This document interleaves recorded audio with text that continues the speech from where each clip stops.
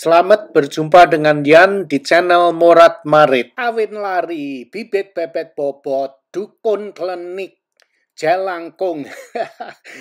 Kita bicara apa adanya aja ya. Nggak ada topiknya. Free, nggak ada menunya. Background video kali ini adalah video perjalanan pulang aku dari supermarket desa pulang ke rumah. Terus mampir ke tempat apa itu ya, tokonya petani yang jual kayu yang nggak ada yang jaga itu. Oke, kita mulai dulu. Bibit bebet bobot. Terima kasih Pak Han sudah memberi penjelasan apa artinya bebet. Aku mengerti bibit, nggak ngerti bebet, bobot aku tahu. Nah, terima kasih penjelasannya. Nah, ternyata bibit itu dari keturunan nenek moyang kita, status posisi keturunan keluarga kita. Atau mungkin orang tuanya seorang dokter, pedagang, atau keturunan Raden, atau medical history-nya juga penting diketahui. Mungkin salah satu dari keluarganya ada yang gila, penyakit kanker, atau penyakit yang bisa menurun ke anak cucunya. Nah, itulah perlunya mengetahui dari bibitnya itu seperti apa. Sedangkan bebet itu adalah status calon mantu, apakah dia itu masih kos, sudah punya kerjaan tetap atau enggak, terus apa dia masih nyewa rumah, atau sudah beli rumah, atau sudah mempunyai beberapa apartemen di Jakarta. Nah, bobot itu berupa sifat, karakter, dan pencapaian yang berhasil diraih calon pasangannya. Kedudukannya apa? Sudah jadi CEO atau Pak Tony dia memberi komentar yang sangat menarik sekali. Katanya zaman sekarang ini kalau dia kaya atau anaknya orang kaya, jadinya bibit bebet bobot itu sudah bukan persoalan lagi. Iya benar juga itu mungkin ya. Jadi menurut teorinya Pak Tony ini, misal seseorang itu mukanya bopeng atau kakinya gudiken gitu ya, rangen kabeh ngono ya. Itu bisa ditutup atau ketutup dengan kekayaan seseorang. Wow, bukan main ini. Tapi kenyataannya ya memang seperti itu. Coba kalian lihat ya, pernah nggak jalan-jalan ke mall ngelihat ini laki-laki ini ganteng ya, ganteng sekali ya. Tapi istrinya kok welek itu, istrinya bener tuh. Well itu bukan bagus ya, bukan bahasa Inggris ya. Itu itu welek gitu loh. Wong Surabaya ngomong welek. Welek. Ya, pernah nggak ngelihat ceweknya cantik tapi suaminya tuwek lagi gitu. Wow, macam-macam isinya orang. Jadi menurut aku cinta ini memang benar-benar pengorbanan. Kalau mau cari suami atau istri yang kaya gitu ya, biasanya kalau nggak welek ya gudiken mungkin ya atau merongos. Wes ini rusak-rusakan cangkemku kok mbecaan kok ngene. Ya, rileks aja lah. Kita bicara nggak usah pura-pura santun tapi tapi jiwanya itu masih mbecaan itu belum siap ya. Nah, oke. Kalau aku lihat banyak orang yang ingin cari suami anaknya orang kaya atau mau cari istri anaknya orang kaya atau mau cari suami istri orang bule. Banyak yang seperti itu. Tapi apa bisa? Ya bisa. Ada juga jalannya banyak yang melakukan hal itu. Cari anaknya orang kaya atau cari suami istri atau orang bule gitu ada banyak. Tapi sebelum kita mencari itu ya harus tanya dengan diri kita sendiri. Apakah diri kita ini sudah siap untuk itu? Nah, maksudnya piye iki? Gimana ini maksudnya? Nah, kalau seandainya dapat anaknya orang kaya, apa diri kalian itu siap? Kalian harus tahu ya, kalau orang biasanya yang ingin cari anaknya orang kaya atau cari bule gitu ya, itu biasanya dirinya atau balong wong Surabaya kondo ya, balongnya balong kere. Jadi balongnya balong kere, mau cari orang kaya atau orang bule. Nah itu. Nah, tanyalah dengan diri kamu sendiri dulu, apa balong keremu iki wis siap gitu. Apakah diri kamu sudah siap untuk menerima itu semua? Nah, banyak yang aku lihat loh. Banyak yang aku lihat cewek atau laki-laki yang kawin dengan anaknya orang kaya. Atau kawin dengan bule. Kalau dengan bule itu kawin dengan bule itu lebih mudah ketimbang kawin dengan anaknya orang kaya. Itu menurut aku. Nah, banyak orang yang ribet gitu, mau cari pacar, cari suami anaknya orang kaya. Menurut aku piye to kok ini ya. Mungkin sudah desperate sekali ya orang ini ya. Padahal dirinya mungkin belum siap ya. Banyak yang aku lihat yang orang yang kawin dengan anaknya orang kaya akhirnya berantakan. Karena apa? Karena ya itu tadi balong balong kerene itu masih belum bisa menaikkan pangkatnya, menaikkan dirinya ke status ningrat itu.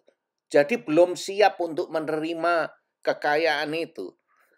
Masih Nah, coba pikir aja, anaknya orang kaya tuh kan biasanya eh, apa ya, elegan gitu ya. Biasa makan-makan di tempat-tempat mewah begitu. Eh, jadi kebiasaannya itu ya memang mahal-mahal semua, itu sudah lumrah gitu.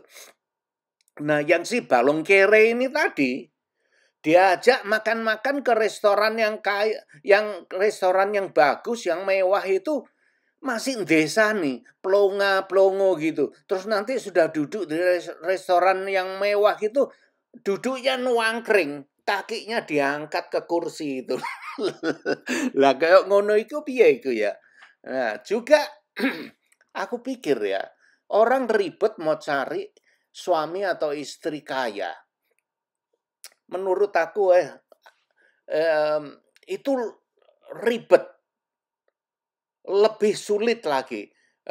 Yang gampang menurut aku ya, kenapa tidak memperkaya diri kita sendiri terlebih dahulu? Aku rasa lebih mudah, jauh lebih mudah memperkaya diri kita sendiri. Memperkaya itu apa ya? Banyak sekali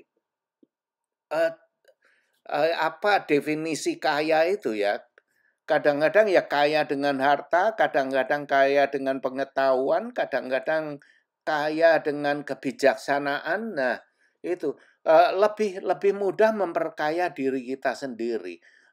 Jadi kita nggak buang-buang waktu mencari orang kaya. Mencari orang kaya itu ibaratnya seperti menang lotre gitu loh. Jadi tidak gampang tapi bisa terjadi itu. Nah, tapi yang lebih pasti itu memperkaya diri sendiri. Jadi lebih mudah itu kalau kita misalkan dengan sekolah kita bisa memperpandai mengupgrade diri kita sendiri dengan jalan belajar sekolah. Nah, banyak sekali orang yang belum siap itu yang aku bilang tadi. Sorry ya, kata-kata aku ini mungkin agak keras tapi ingin bukan ingin menghina ya, tidak ya. Tapi ini hanya untuk entertainment aja ya, untuk hiburan lah gitu ya. Jadi bukan menghina tapi untuk hiburan. Jadi yang kalian yang memang benar-benar balung kere itu jangan tersinggung ya. Jadi ini ada banyolan ini, ada orang ini ya, lucu sekali. Dia ini apa itu melawak gitu. Ada tanya jawab di satu lawak stand up talk begitu. Nah, aku seneng dengan pelawak Indonesia yang namanya Raditya Dika. Nah, ini orangnya pinter ngomong, lucu sekali, dan apa yang dia bicarakan itu to the point, tanpa tedeng ngaleng-ngaleng, ya kayak aku ini. Ngomongnya seadanya gitu. Nah, kadang-kadang orang yang tanya mengajukan pertanyaan ke dia itu jadi kelabaan ya karena itu tidak siap dan tiba-tiba mendapat jawaban yang seperti itu yang apa adanya jadinya gelabaan gitu. Nah, ini diantaranya coba kalian lihat dengar ini ya. Kadang-kadang apa ya, kata-katanya keras tapi benar, memang benar gitu ya. Kadang-kadang kita itu tidak tahu diri gitu loh. Aduh, udah miskin nggak tahu diri, bingung gua. Tidak melihat diri kita sendiri. Nah, kita ini kere ya. Kalau mau cari suami atau istri orang kaya itu lihatlah ke diri kita sendiri gitu. Kalau balong kere ya piye ya, tanyalah apa kalian itu sudah siap untuk menerima itu atau untuk menghadapi semua itu. Nah, dengar ini dulu ya, ini lucu sekali. Gua tuh gagal nikah 2 kali gitu. Gagal nikah 2 kali? Iya. Terus? Jadi kayak yang pertama tuh gue gagal nikah karena cewek gue tuh kaya dan gue tuh seorang guru ngaji. Oh, jadi gitu? gue tuh diintimidasi gitu sama orang tuanya, katanya mau ngasih makan apa lu. Terus gue mikir, apa gue lanjut S2 aja gitu kan. Lanjut S2. Sekarang gue lanjut S2 dan di S2 ini gue gagal lagi nikah gitu. Karena yang lo nikahin? Karena yang lo nikahin kenapa lagi? Nah, gue tuh belajar dari kesalahan kan. Gue cari cewek yang biasa-biasa aja nih. Oke, ternyata? Yang ekonominya di bawah gue lah gitu. Oke. Saya Nah, menurut kalian gimana? Ya seperti itulah hidup itu, kadang-kadang sulit, tidak gampang. Gitulah. Cari yang kaya dihina, gagal. Cari yang miskin pun juga masih masih gagal lagi. Kalau memang belum waktunya, belum siap ya seperti itulah kira-kira. Aku sendiri mempunyai kenalan yang kawin dengan anaknya orang kaya. Dua-duanya berantakan ya seperti itu karena dirinya belum siap. Dia kawin punya anak lagi ya. Terus akhirnya karena ya itu belum siap, dirinya belum siap menghadapi keluarga yang kaya, yang bedanya jauh dengan background kehidupan dia itu. Akhirnya ya berantakan. Nah, seperti itulah. Jadi mau kawin dengan anaknya orang kaya tuh sulit ya. Juga mau kawin dengan bule itu kalian sudah siap nggak untuk pindah negara terus dengan background latar belakang kehidupan yang beda, kebiasaan hidupnya beda. Di sini apa itu ya? Mau BO cepoknya pakai kertas. Kalian yang orang Asia itu masih pakai air, jadi ya ribet juga. Sudah siap seperti itu enggak? Nah, di Indonesia kita makan nasi setiap hari. Nah, datang ke sini nanti makan roti, makan kentang, kan enggak warak. Jadi kawin itu enggak mudah ya. Kawin dengan bangsa kita sendiri atau suku kita sendiri aja sulitnya amit-amit ya, ribet. Apalagi kawin dengan orang bangsa lain, wah sulit sekali. Jadi mau kawin itu pertimbangkan dulu ya. Bibit bebet bobot itu juga kalau mau dipikir ya ada baiknya untuk kita lihat. Yang penting itu apa? Melihat sejarah dari keturunan mereka itu, dari keturunan bakal mantu kita itu. Nah, misalnya yang menurut aku yang terpenting itu penyakit mereka itu dari keturunan orang sehat atau yang mempunyai penyakit keturunan. Misalkan ada salah satunya itu mempunyai penyakit jiwa gitu, wong gendeng gitu. Nah, itu penyakit jiwa itu menurun ke anak cucunya itu, atau penyakit keturunan.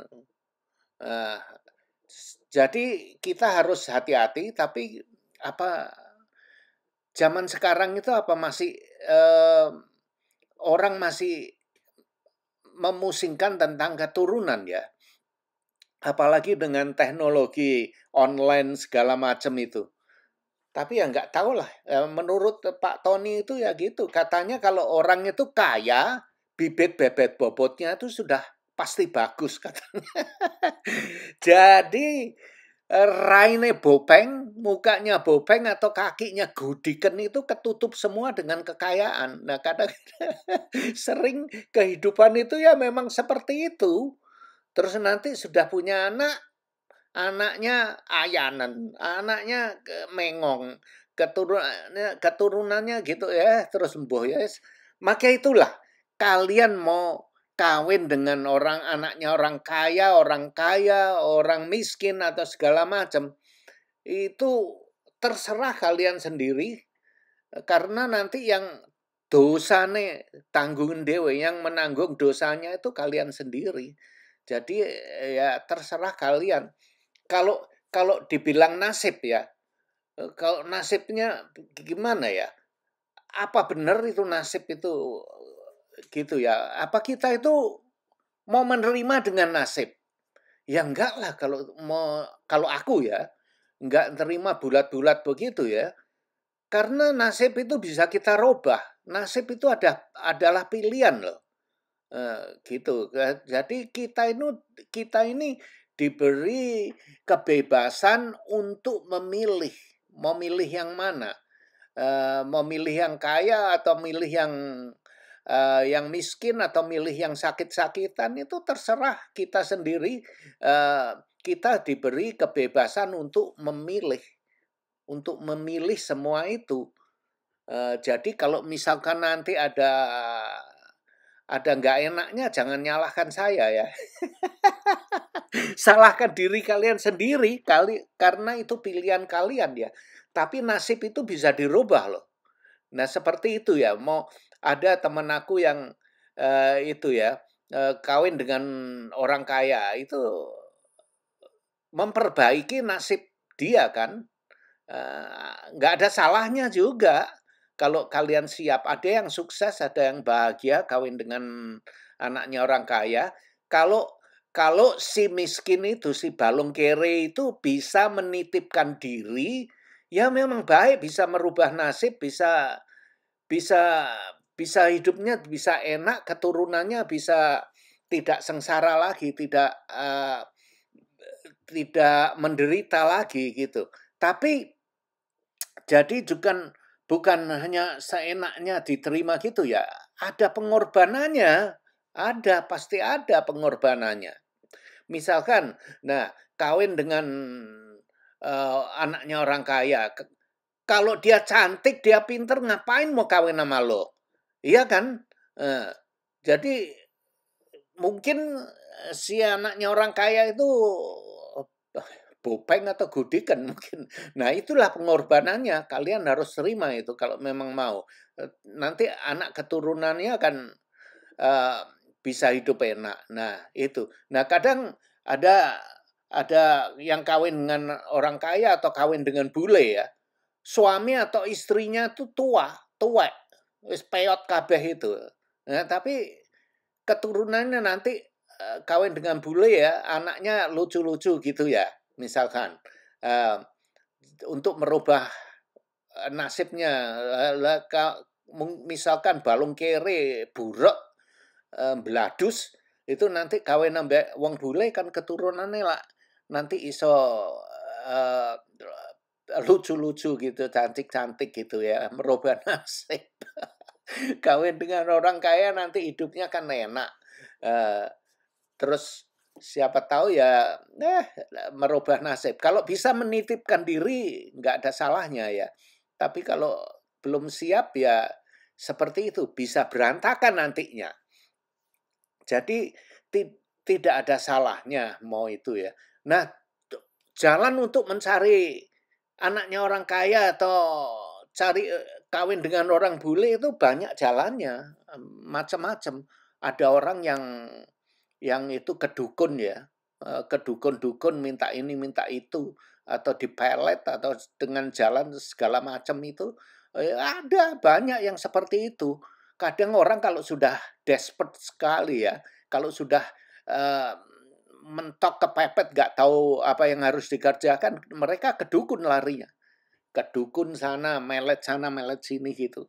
Ada itu. Nah, ini lepas dari apakah benar itu pelet itu bisa ya, itu lepas dari semua itu. Aku tidak mau membicarakan soal itu ya. Cuman aku mau membicarakan ya ada orang yang menjalani seperti itu.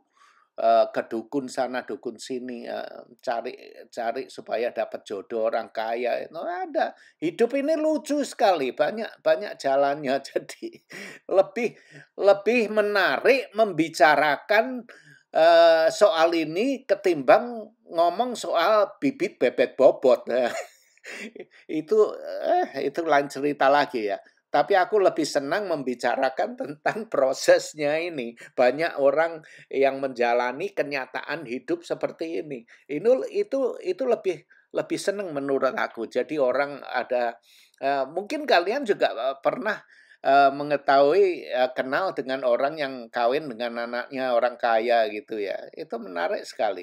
Coba kalian nonton biskupnya itu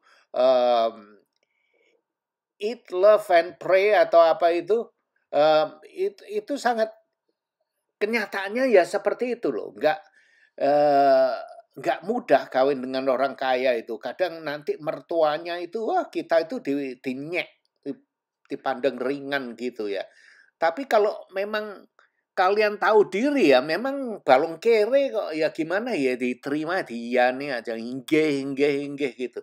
Inggih inggih mboten kepanggih. Nah, ini aku yang tidak mengerti juga ya. Artinya inggih nggih mboten kepanggih ya tahulah ya. Nah, ini, punika itu apa artinya? Nah, ini ada ada kemenaan aku yang, terus, dia kawin dengan, suku lain gitu. Terus aku bilang, mmm, tanya dengan dia, "Mbak, apa gak kawin ambek wong Jawa kan lebih itu halus orang Jawa, lebih itulah baik gitu, lebih sabar gitu ketimbang, suku ini." Aku nggak mau bilang suku apa ya. Terus dia bilang, "Weh, moh piye toh? Iya wong Jawa iya, kakehan punika," katanya, gitu. Terus aku nggak tanya lagi apa artinya ya, itu sebagai contoh aja. Nah, kakehan punika itu artinya piye? Aku kurang mengerti. Kalau kalian mengerti, coba tinggalkan komen ya. Aku mempunyai kenalan yang kawin dengan anaknya orang kaya. Nah, tapi istrinya ini sakit-sakitan terus. Nah, kayak ngono itu. Tapi areke mekiti itu. Sudah istrinya sakit-sakitan itu masih nggak ngerti. Sudah dikasih peringatan nggak ngerti ya. Nah, terus aku ada teman lagi yang adiknya itu budek. Nah, jadi kalau budek dari lahir kan nggak bisa bicara. Nah, terus, sudah umur 30 lebih itu, 35 masih belum kawin ya. Nah, kan sulit mau, itu kalau orang handicap begitu kan sulit mau cari jodoh kan. Nah, tapi dia pulang ke kampungnya, dicarikan jodoh dengan orang tuanya. Jadi pulang ke kampungnya itu cari wanita yang mau kawin dengan, anaknya ini yang cacat ini. Jadi cari wanita yang miskin gitulah. Jadi, mau dibawa ke kota kalau mereka mau kawin dengan anaknya yang cacat itu. Akhirnya ketemu juga wanita yang, mau kawin dengan anaknya yang budak itu. Terus mereka bahagia. Ya karena ya si istrinya itu anaknya orang nggak punya dibawa ke kota, mau merubah nasib, akhirnya juga bisa hidup bahagia. Di situ pun juga ada pengorbanan kan, tapi istrinya menerima pengorbanan setelah ditimbang untung ruginya, akhirnya bibit, bebet, bobot bisa ketutup dengan kekayaan. Jadi bibit, bebet, bobot itu bisa dibeli dengan kekayaan. Itu kenyataan yang ada saat ini kan. Nah, jadi ya gimana? Itulah hidup. Itulah hidup. Kenyataannya ya memang seperti itu. Dan celakanya, hidup ini tidak mempunyai garansi. Tidak seperti kita beli mobil, ada garansinya kan. Hidup ini tidak mempunyai garansi. Jadi dari titik saat ini sampai kita mati nanti, itu masih banyak hal yang bisa terjadi dalam kehidupan kita. Nah, oke lah. Selamat menjalani hidup ini. Selamat menjalani hidup ini. Terima kasih sudah nonton video ini. Dan jangan lupa like, comment, share, dan subscribe. Adios, my friend.